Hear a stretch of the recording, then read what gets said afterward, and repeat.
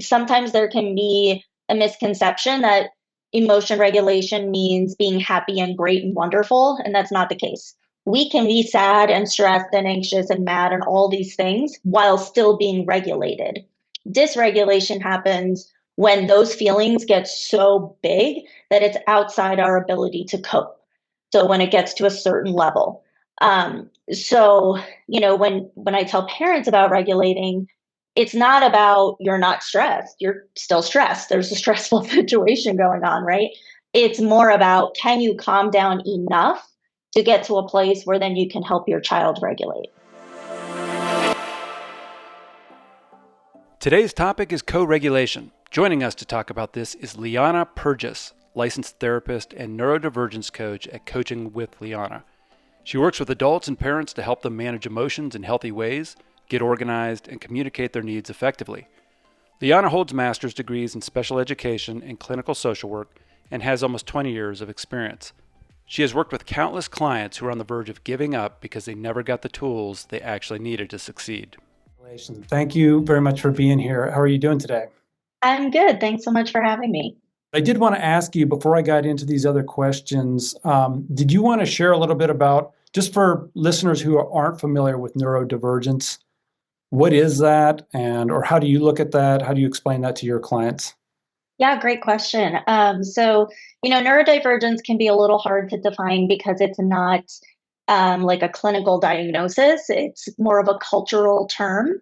But I kind of think of neurodivergence as anything where your brain is just kind of wired a little bit differently than that of the general population.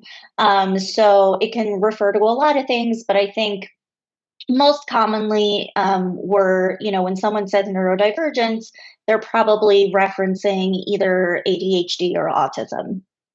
Okay, that adds up. That makes a lot of sense. So maybe you can talk a little bit about what co-regulation is and why it's important for those who are working with children, especially neurodivergent children.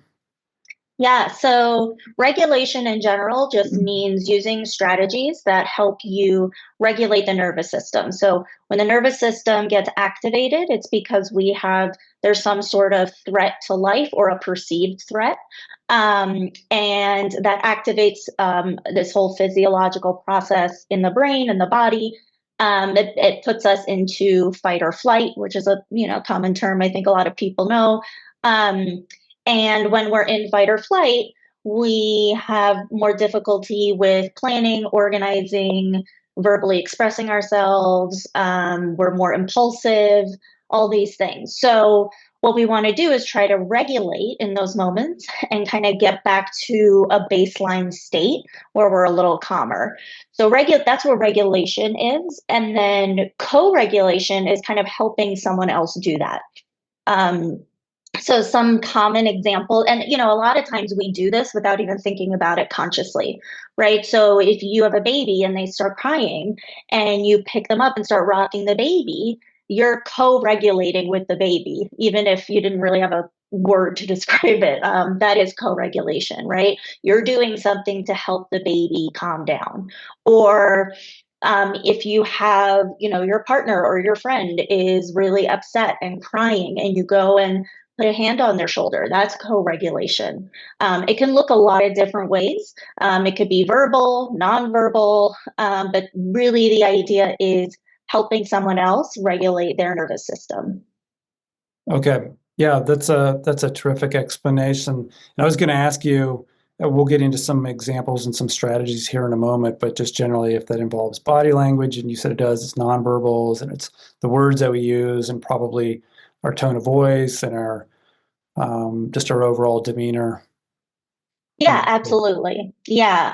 I kind of think of it as like making a salad. You can throw any sort of combination of veggies into a bowl and call it a salad, or fruits or whatever, right? So it's not necessarily one thing. It can be a combination of different things. Interesting. So probably some parents, teachers, providers, people in general are better naturally at co-regulating than others. Do you find that to be true? I think just like anything else, some of us are more naturally inclined to do these things than others, and that's okay. The thing I always tell parents is you can always learn this skill, even if it's not something you feel like you're, naturally doing very well. So all people and all children can get worked up, and so co-regulation can be used with anybody. Are there some reasons why co-regulation is especially important for working with neurodivergent children? Yeah, absolutely. So neurodivergent children have a higher likelihood of getting dysregulated or having the nervous system activation more often. So we see this a lot with, let's say, with autistic kids. They often have a lot of sensory issues.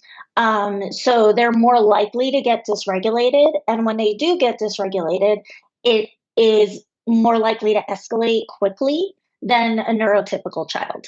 And the same with, ADHD. Again, it can look a lot of different ways, but generally speaking, it just happens more often and more quickly.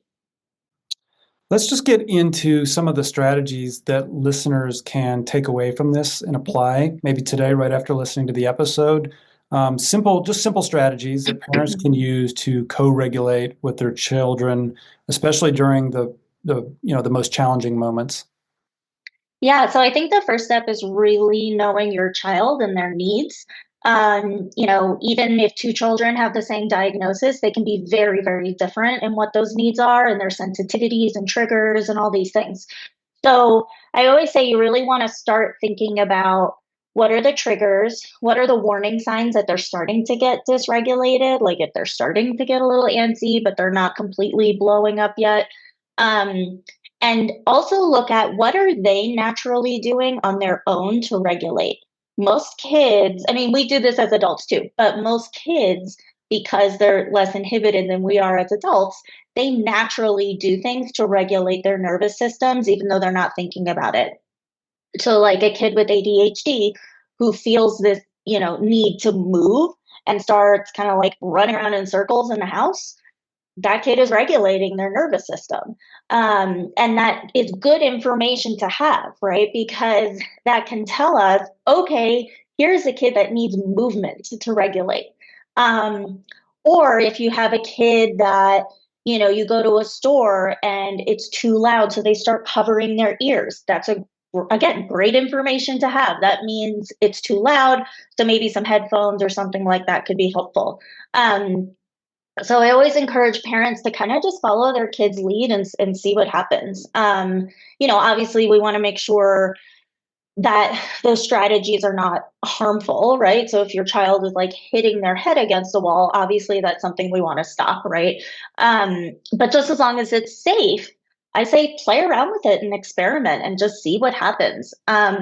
You will notice when your child starts to regulate, you will know. And yeah, just kind of, see how it goes. That's great information. So parents can observe this just on their own, and then I imagine they can work with specialists, professionals such as yourself and others, and maybe even results of an evaluation or whatever to identify some other behaviors that might be self-regulation versus like behavioral problems. So teasing apart those two, I imagine, is really, really crucial.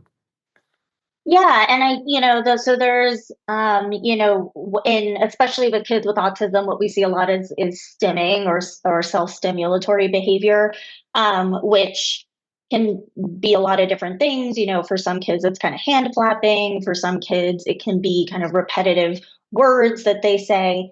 And so again, I always encourage parents to go back to what is the impact of this behavior, right? So like if they're flapping their hands and that helps them regulate and they're not feeling embarrassed by it or like it's not impacting them in any negative way, then is there really a need to curb that behavior? Probably not.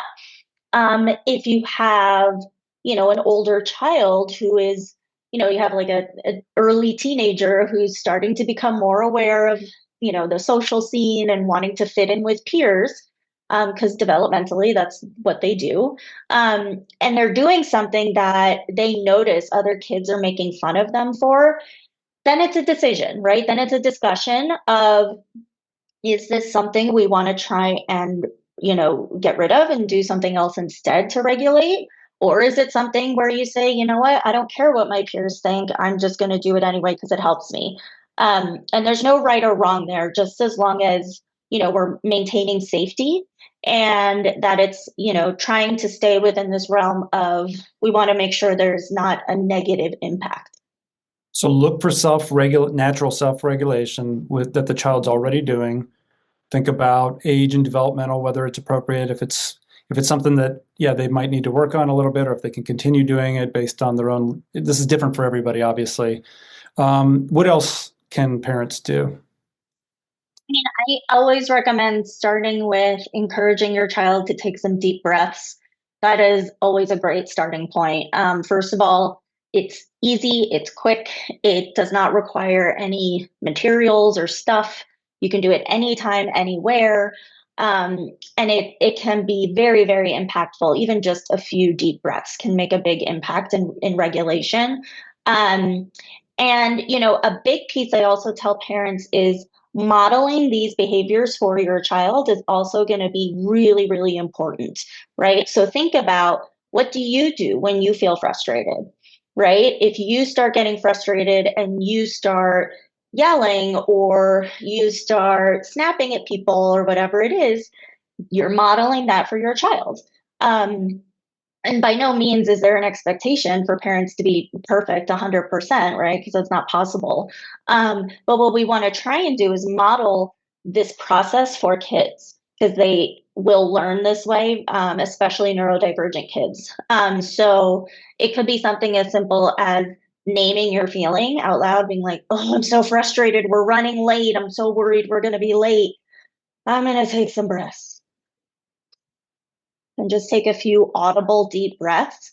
It is amazing how quickly kids will just start mimicking what you're doing. And, not to get it too much into the neurology of it, but we have these mirror neurons in our brains that help make sure we are kind of copying what other people do naturally. So when kids see parents do that, they are more likely to engage in that behavior also, as opposed to just verbally giving them an instruction. A lot of kids will be like, well, I don't want to do that, right? Just like you tell them to clean their room. I don't want to do that either. But if you model it for them, if you do it yourself, they're much more likely to engage in it as well. That is a phenomenal way to think about this, because I was just going to ask you two follow-up questions, which you just answered, they are, how do you go about modeling these self-regulation exercises or practices? And then two, how do you actually go about doing breathing exercises? But you just shared, you actually do them yourself. Yeah. And by showing the child how to do that and naming it and letting them see you manage a difficult situation that way, you're doing both. Yeah, and I always tell parents, I think some parents get this idea in their heads that they should never be dysregulated or upset in front of their kids. And I say, actually, it's the opposite, right? You don't want to hide your emotions. You don't want to pretend you're good when you're not. Show them. This is a beautiful opportunity to show them what regulation looks like. I can think of one child I worked with who was mostly nonverbal. His receptive language was pretty good, so he could understand me if I talked to him. But, when he was dysregulated, we know the language center of the brain is not being utilized quite as much. So it was going to be really hard to try to verbally communicate. And he had thrown a bunch of stuff on the floor, including these paper bags. And I could see he had this energy. He just needed to get this energy out of his body. So I sat on the floor. I started very audibly breathing, and I started ripping up the paper bags. And then he just copied me. He sat down on the floor. He did the same thing. And we did that for a few minutes. And then eventually it stopped, actually, because I accidentally cut my finger on a staple. And I went, ouch, just naturally, right? And he came over and he said, oh, are you okay? And he wanted to check on me. And then he was much more regulated, and we can get back to, what he was doing before. But what I thought was amazing is this was all done completely without words. We did not speak at all. And I think that just shows how powerful that modeling can be for kids. That's brilliant. How old was this child? He was about 10. 10. Okay. Mhm. Do you have any guidelines for parents in terms of, and it's so case by case, everybody being so different, but knowing when it might be appropriate to sit down and do something like that with your child versus not? I mean, probably as they get older, it changes or it looks different. How you co-regulate or how you participate in their moment. Yeah. What does that look like as kids get older? What do parents do? Yeah, I mean, I think there's chronological age and then there's developmental age, right? Of kind of where they're at in their development. So I think it just depends on the kid. But as they do get older and they're maturing naturally, I encourage parents to have a conversation with kids of, hey, let's sit down and talk about this. How do you know that you're starting to get dysregulated? What do you feel in your body? What do you notice about your behavior? What are your thoughts like when you start to get dysregulated?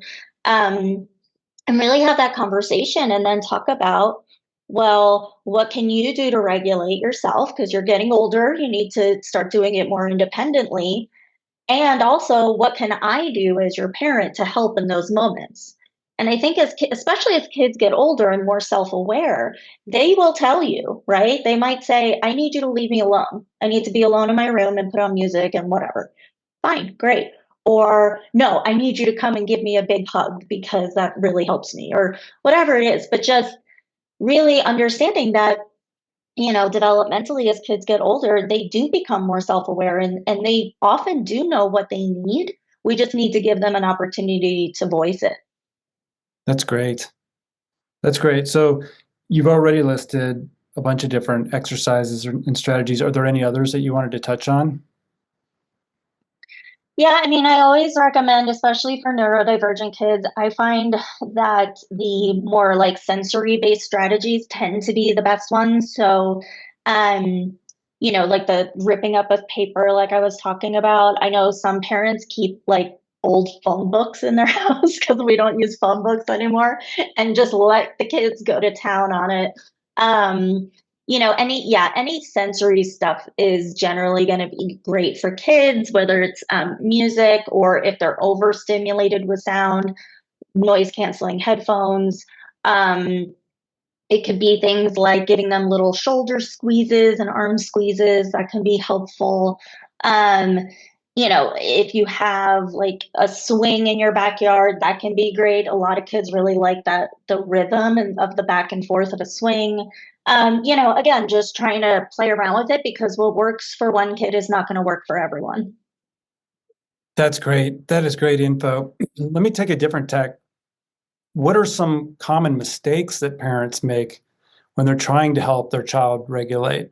And what can they do to avoid those, especially if they catch themselves in the moment? What are some things that they can do differently? Yeah, I think the biggest mistake I notice is parents trying to be perfect. You're not perfect. You're human, just like everyone else, and that's okay. You're gonna mess up. That is okay. Um, when it comes to teaching kids these strategies, it's not about doing it 100% of the time. It's about doing it most of the time. So if one day you mess up and you yell at your kid, this does not mean that everything is lost, right? This is not the end of the world. It's okay. And it can be a great opportunity for repair and again, modeling of saying to your child, hey, I really messed up. I yelled at you when I should have been doing my deep breathing. I'm sorry for that. That's a great thing to model for kids too. Um, and also, yeah, again, like we were talking about before, like you can be upset in front of your child, and actually, it's good to be upset in front of your child and kind of normalize the feelings. Feelings are always valid. Feelings are never wrong. What could be wrong or damaging is the behavior we engage in because of that feeling. So, being dysregulated in front of your kids is not a bad thing at all. So I always tell parents, don't shy away from it, don't hide it. It's okay. Just show your kids actively what regulation looks like. Yeah, that makes sense. So nobody's perfect, and you're actually modeling that it's okay to be imperfect, but you can also take some steps to address that, or to address your emotional dysregulation. That you've been one step ahead of me on every question I want to ask. Just phenomenal. Going back to, so you talked about parents modeling dysregulation. I'm pretty sure that their emotional state affects their ability to co-regulate with their child. Any thoughts about that, and what parents can be aware of or do differently just around managing their own emotional state? Yeah, I mean, it's kind of like that saying of put your oxygen mask on first. It's going to be extremely difficult, or maybe even nearly impossible for you to help your child regulate if you're really dysregulated. So it starts with recognizing what that feels like for you. So again, what that feels like in your body physically, what your thoughts are like, what your behaviors might look like. I've worked with people who say things like, yeah, when I get anxious, I talk a lot faster, or things like that. Even small things that we may not associate with dysregulation. So really taking the time to think about what dysregulation looks and feels like for you, knowing your own warning signs, and then being able to recognize it in the moment and take a few deep breaths so you can regulate. Um, you know, I think sometimes there can be a misconception that emotion regulation means being happy and great and wonderful, and that's not the case. We can be sad and stressed and anxious and mad and all these things while still being regulated. Dysregulation happens when those feelings get so big that it's outside our ability to cope. So when it gets to a certain level. When I tell parents about regulating, it's not about you're not stressed. You're still stressed. There's a stressful situation going on, right? It's more about, can you calm down enough to get to a place where then you can help your child regulate? It makes total sense. And I'm guessing the more you get spun up, it's a feedback, positive, right? That contributes to even more emotional dysregulation, and then more behavior, and so you have to be able to slow it down and take Yeah. control of it. Yeah. Is there anything else that you wanted to share about that? This is exceptional information. I also wanted to get into some of the services that you offer and what that looks like for parents who might be exploring neurodivergent counseling for their children. But is there anything related to the actual strategies or tips around co-regulation that I forgot to mention, or that you wanted to add? Yeah, I think the only thing I'd like to add is, the process, it gets easier over time, and the more you practice. Um, it's going to be kind of messy and bumpy in the beginning because it's new, just like anything else, right? Like when you teach a child to ride a bike, they're going to fall down at some point, and you're going to encourage them to get back on the bike and try again. And this is exactly the same thing. Learning a new skill, teaching a new skill to your child, it's going to be a little bumpy. I always encourage people, don't give up the first time it doesn't work, or you forget to you do your deep breathing or whatever, right? Like it's okay. It's going to get easier with time and practice. Yeah, of course. Yeah, I mean, there's neurodevelopmental causes of dysregulation, I'm sure, and there's probably there's genetic links, and probably some parents and children share in their dysregulation, I would guess. So maybe they're helping each other as they Yeah. move through this. Yeah, I think that's important to remember of, like, we as humans, we are pack animals. We are meant to survive in groups, in units. Yeah, you're going to kind of feed off each other, whether that's stress and anxiety and dysregulation, or whether it's regulation. So, again, it's not going to look perfect, and we don't expect it to look perfect. I tell people all the time, I'm a therapist and a coach focusing on this work, and sometimes I forget to do my coping skills, right? Like we all do. The point is to just keep trying to improve it. That's a really good point. Yeah, and your advice or guidance for parents to remember that they're not perfect and to not try to be perfect seems like something that is really fundamental to the mindset that we take when we're dealing with this. It probably is a factor in a lot of parents' stress and negative behaviors and getting worked up. They want to do a good job and it's hard and they get into a stressful situation. And yeah, we've all been there. So, this is fantastic. Will you talk a little bit about your coaching services? Mhm. I'm really thinking about parents or maybe even other clinicians who are looking to make a referral about what that looks like, what your sessions look like, and how you do that. Yeah, so I do coaching with anyone all over the world, and I do mostly parent coaching for parents of neurodivergent kids. A big piece of what we work on is this emotion regulation and all those strategies, but we also talk about executive functioning, which is like planning and organizing, and kind of just how to improve behaviors at home. So yeah, I have a group that I run for parents, like a membership group. And then I also have, I work with some parents one-on-one if they want that extra support.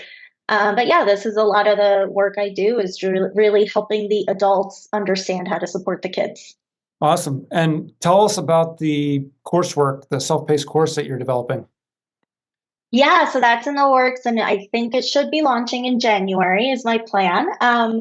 So it'll be a self-paced course for parents to learn, kind of do a really deep dive into kind of the things we talked about today. So I teach about what happens in the brain and body when we experience stress, what dysregulation looks like, how to regulate, really getting into more specifics, and also how to improve executive functioning and things like that. So that's in the works right now, and I'm hoping it'll launch next month. That's really exciting. So how long is the Yeah. course or how does that go? Is it like a week or is it a one-time deal or?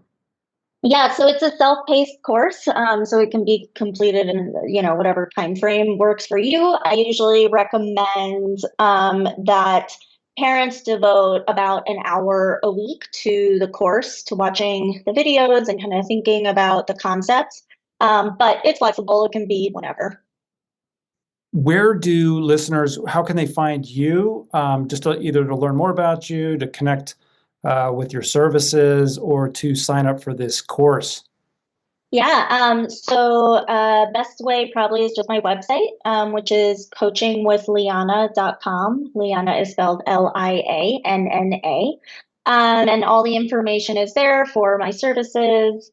Everyone can go there, book a free consult, and we can talk about their needs, what they're seeing, what they want to improve on, and then I can make recommendations. This has been such a great conversation. It's really dense. You packed a lot of important and really deep perspectives, and then some actionable steps and strategies for parents who are listening that, I think, I know I would love to have you come back and talk about either this more or something else, but this has been very helpful. So thank you very much for coming on. We really appreciate it. Yeah, thanks so much for having me. Okay. That's it from us today. As always, you can find more information as well as resources on our website, individualmatters.org.